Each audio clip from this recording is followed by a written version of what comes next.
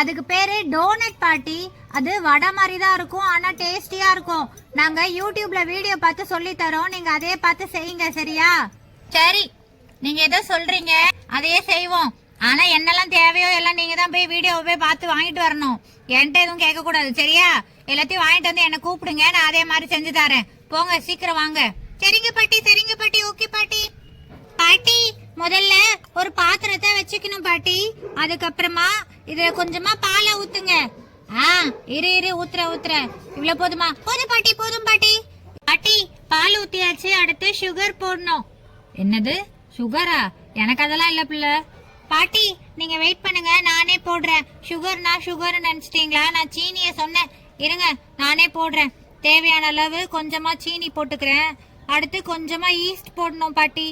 East கொஞ்சமா நமக்கு எவ்வளவு தேவையோ அவ்வளவு போட்டு கொஞ்ச நேரம் கழிச்சு அதை க்ளோஸ் பண்ணி மூடி வச்சிடணும்.